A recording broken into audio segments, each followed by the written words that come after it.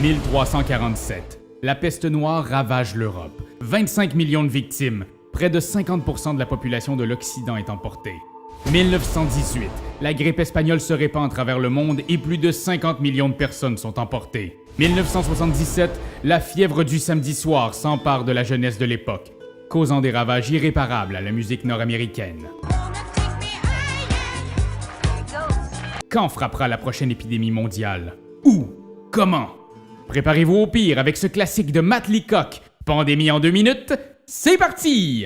Pandémie est un jeu coopératif. Vous devrez donc travailler ensemble pour trouver un remède à ces 4 maladies avant que la société ne s'effondre. Chaque joueur commence la partie avec en main des cartes qui représentent différentes villes. Pour trouver un antidote à une maladie, un joueur doit réussir à jouer 5 cartes de la même couleur lorsqu'il se trouve dans un centre de recherche. Lors de son tour, un joueur peut faire 4 actions.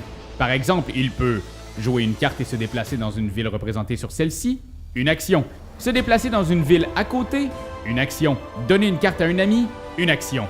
Mais attention, vous ne pouvez partager cette carte que lorsque vous vous trouvez sur la ville représentée par celle-ci. Une fois ces 4 actions réalisées, le joueur a terminé son tour. Il pioche 2 nouvelles cartes villes qui s'ajoutent à sa main. Puis, il doit voir comment la maladie se propage. Oh oui, wesh. Selon ce qui est indiqué ici, il doit piocher 2 cartes. Ajouter un cube maladie dans chaque ville piochée. Les joueurs peuvent aussi soigner ces cubes, en fait ces gens, en utilisant une action pour enlever un cube dans une ville où il se trouve.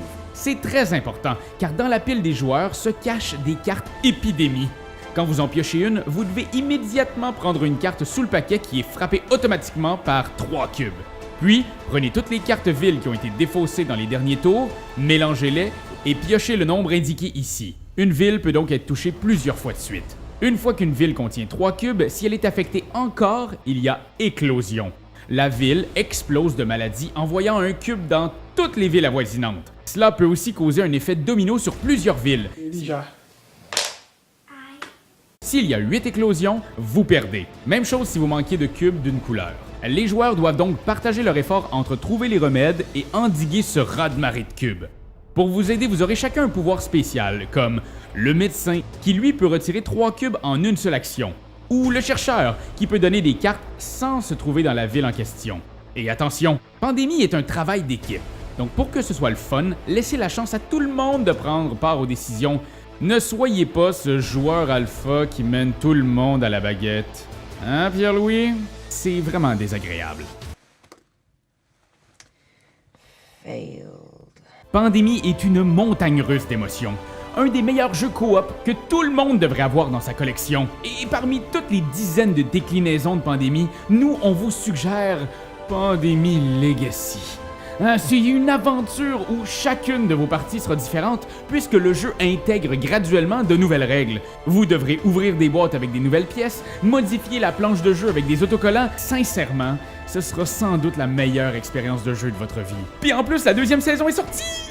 Quand t'aimes quelque chose, tu donnes des bisous dessus. Mais comme c'est un ordinateur, tu donneras pas de bisous. Tu vas plutôt commenter, puis tu vas partager. Oh oui, partager, partager, partager. C'est la leçon de Jésus! Randolph, t'as tout pour jouer.